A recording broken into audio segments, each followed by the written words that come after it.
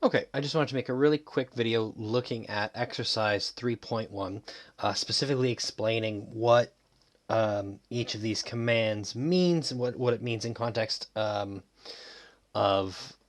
this course and this assignment. So exercise 3.1 is all about configuring your ports and familiarization with certain commands. Okay.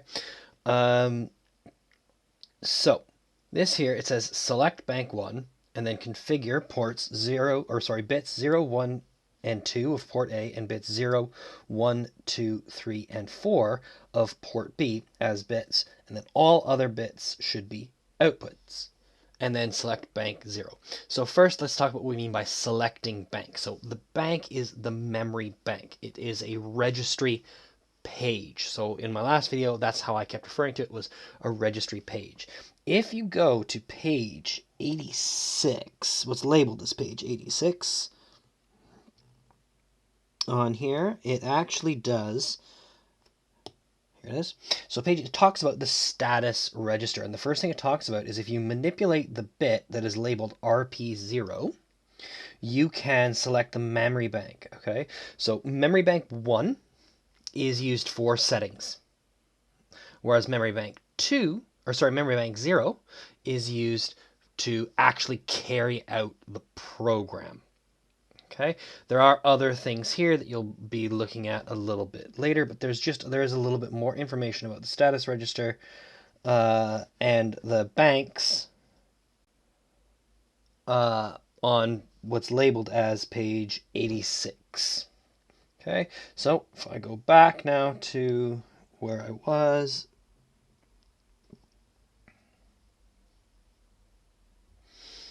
okay, so select bank 1. So in my previous video, we saw this, and what you're going to do is you're going to have to set that specific bit in the status register to 1 to select bank 1.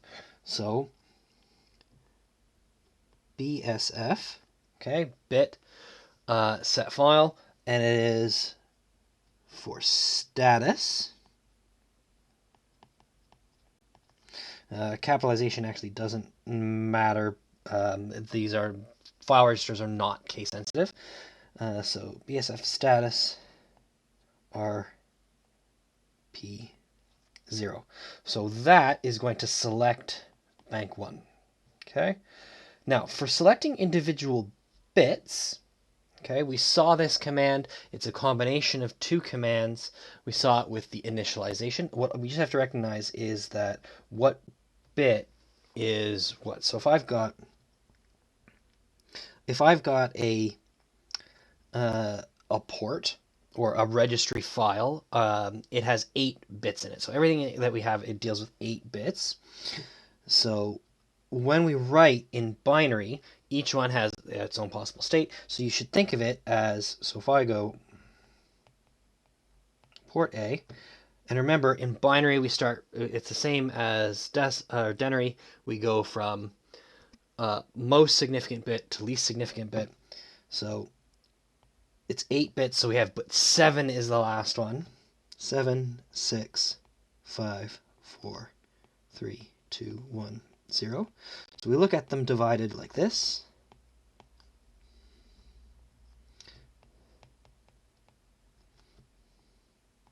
Okay, so I need 0, 1, and 2 of port B to be input. So that's a 1 in the TRIZ A what's the register? So here we go 1, 1, and 1, and the rest are zeros. Okay, so that will be output. And then 0, 1, 2, 3, 4 for port B. 1, 2, 3. So my command to do that, so if I'm doing port A or port B, so to configure port A, what I need to do is I need to put the number here that I want into my working register. So move my literal to the working. I want to work in binary, and it is 1, 2, 3, 4, 5 zeros. 1, 2, 3, 4, 5 zeros, and then 3 ones. 1, 2, 3. Okay, so that will move that to working register. Now I need to move my working register to a file register, and I need to move it to tris A. So tris A is the configuration register for port A. Okay, then for port B,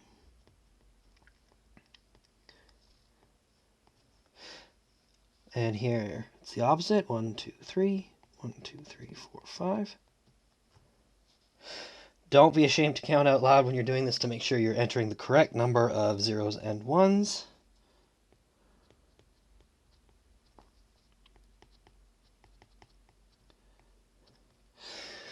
Okay, so there, it's all been moved, it's been configured. So now I have to go back to the zero, our bank 0. So BCF in status register.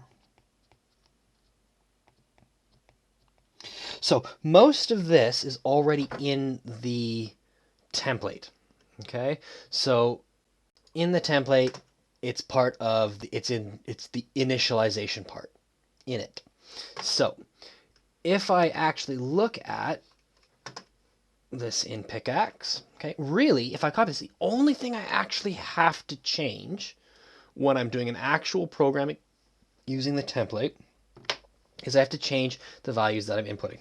So here for port A, so just take a quick look at the simulation, and you can see, okay, that when I'm a light gray, that's an input. When it's a dark gray, that's an output. So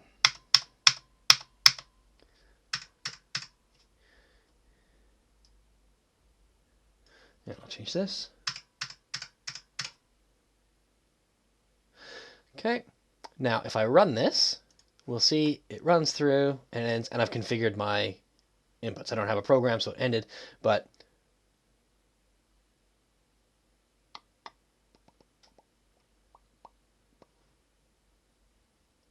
why did A5 stay as an input? It should not have stayed as an input.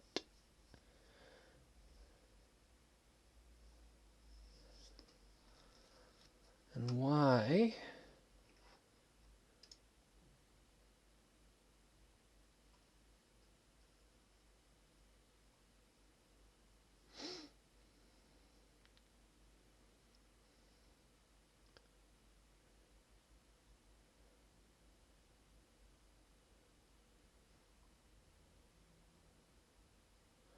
Well, that's just odd.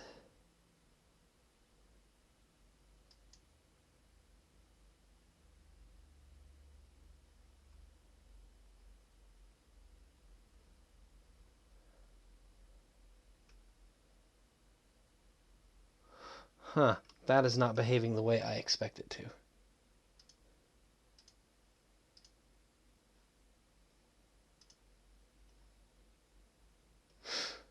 Well, I'll come back to that. I'll probably end up having to cut this from my video.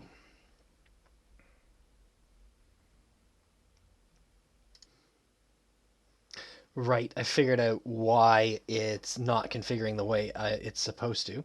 And the reason it's not configuring the way it's supposed to is because when we are using an 18M2, using the WJEC assembler, bit A5 here can only be an input ever. So it doesn't matter what I tell it in the in my code, it's hardwired to be an input. Just like this is hardwired to be a serial in, and this is hardwired to be a serial out. It cannot do anything but that. Okay, but if we go over here, so A2,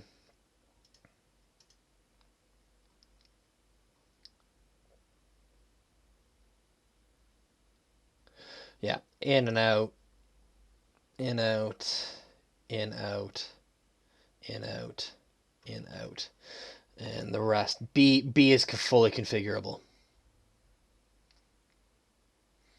Okay, so when doing things like coursework, just be aware that that is an issue with the actual thing. On an exam and an exam question, you're going to assume that you're using a pick that can be completely configurable. So when you're answering a question like this is exactly how you would see an exam question written, by the way, as well, would be write commands to do this. You'll also see exam questions that will have, here's a bit of code, finish this. So like they'll have words missing, commands missing, and you have to fill it in, especially around the interrupt service routine. Okay, so just by using this little table here, you can figure out what bits you can configure with as inputs and outputs. Now, question 2, set bit 3 of port A. Okay, well, BSF A3. Clear bit 1, BCF B, 1. Clear the file register called test file. So you'll assume that you've created a file register called test file. CLRF test file. Moving this number to the working register. That's move literal W 11011. Binary. That's it. Contents of the working register to something called cost. Move WF to cost. Move the contents of the file register called cost to the working register. Oops. So that one is...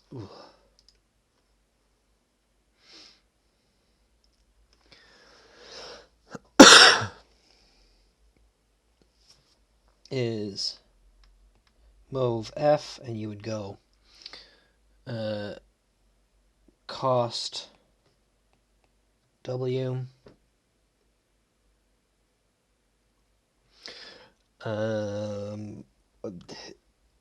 I've not really had success with this moving to anywhere but the working register. I think it's supposed to, but it really doesn't work for anything but the working register. Branch unconditionally to a point that's later.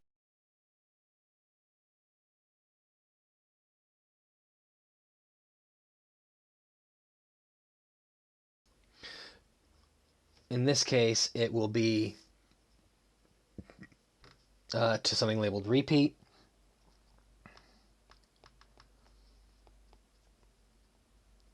So go to repeat, and then test bit 2 of the file register called input, and skip the instruction if it is set.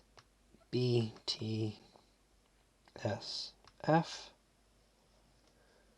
Oh no, wait, I'm pretty sure I got my lettering.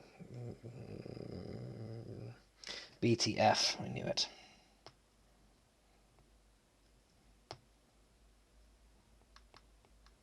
Skip if set. Input 2. Okay, so hopefully that adds some clarity for this and for what we mean by bank 1 and bank 2, or sorry, bank 1 and bank 0.